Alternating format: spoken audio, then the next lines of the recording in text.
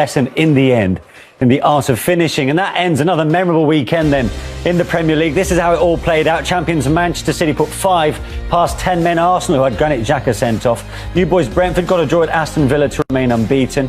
Everton ended Brighton's winning start to claim a second win themselves. There was late drama at St James's Park where Newcastle were denied a first win after Southampton scored a 96-minute penalty. It's now 3 defeats on the spin for newly promoted Norwich, losing 2-1 at home to Leicester. Crystal Palace came back twice in that entertaining draw at West Ham. 1 apiece between Liverpool and 10-men Chelsea. And in case you missed the 2 games earlier, a Patrick Bamford equaliser in the 86th. A 4th stand in the future. First win. Son Heung-min's first half free kick was enough for Spurs. Side manager also greeting his opponent as now both sides are led out onto the pitch for Manchester United.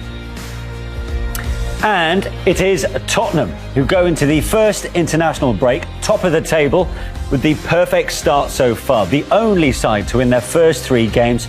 2 points ahead of West Ham, Manchester United, who go third after today's win at Molineux, Chelsea, Liverpool and Everton, who are all unbeaten after 3 games. It's the first time in top flight history that Spurs are top and North London rivals Arsenal are bottom on the same day. The Gunners, along with Norwich, without a point to their name.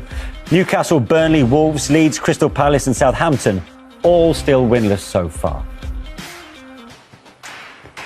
You just set a new English record, 28 games unbeaten away from home, but did you have to do it the hard way? Yeah, it's something very difficult to make. Be 20 games unbeaten away from home is really good, but now it's time to fight for titles, not just for records of games winning or not. We have to go for titles. I think we were a bit lucky today. We didn't play so well, but it's a massive win for us. Paul, with Wolves having so many chances, how much did you feel, particularly in the first half, you were hanging on in there? It was a hard game, like as you can see. You know, it's very difficult to play here. We tried to find the space, but they did very well. It was very hard in first half. You had the chance, 1 offside. Today, David was incredible as always, and we got the win. How we did it, the way we did it is this is a team, and that's how you have to win. David, tell us about that incredible double save from Romain Saïss. Well, it was too quick. It was the first header. I just hit my body. I saw the guy coming again, so I just put my whole body there, and I made the double save. So it was good because the team, after the saves, scored the goal, and we win massive 3 points, so it's very good for us. Natural for him.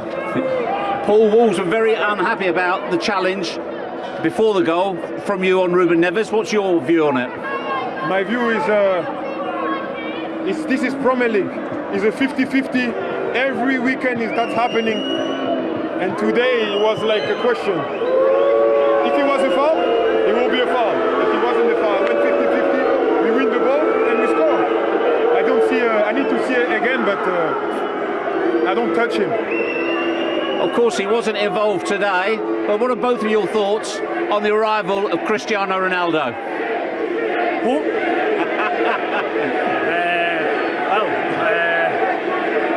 I think it's like a dream for all the Manchester United fans, for us to have him back. It's going to be great.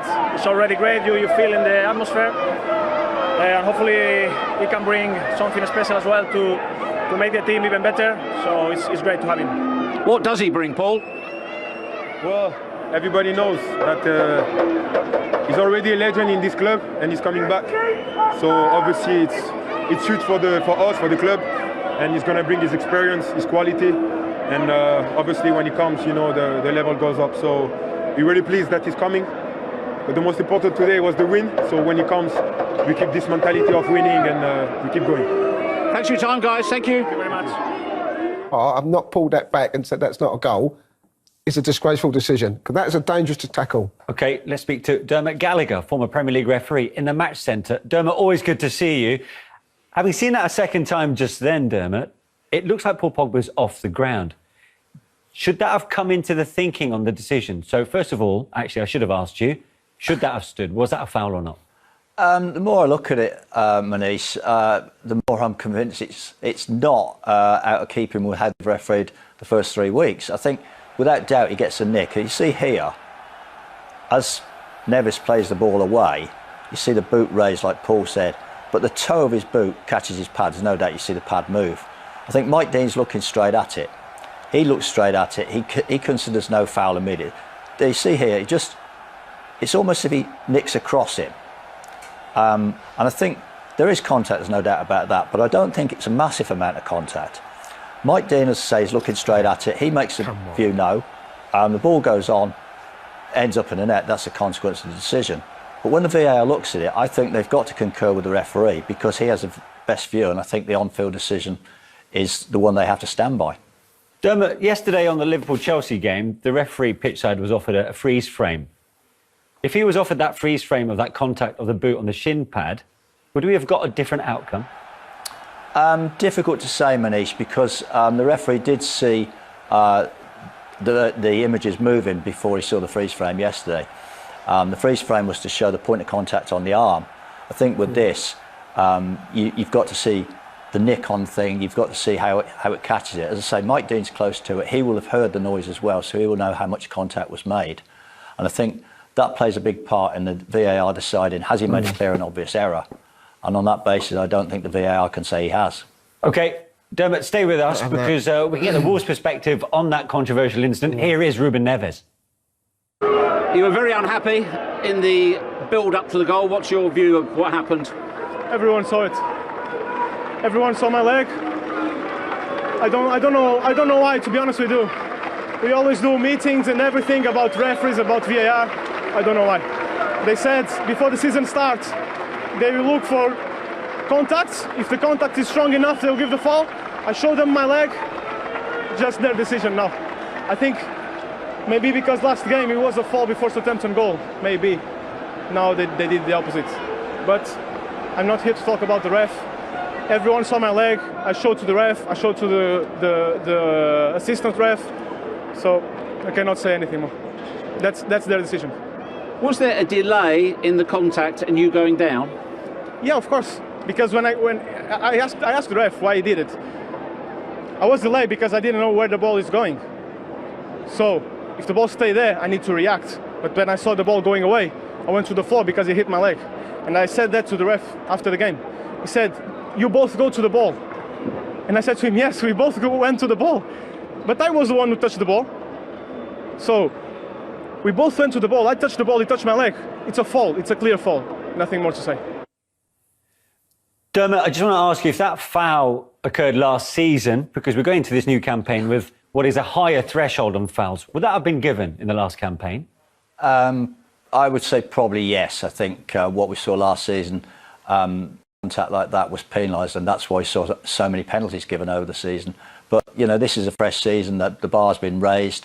I think, as I say, over the 3 weeks so far, everybody's applauded it. It's more competitive, it's more physical, and it's added to the spectacle.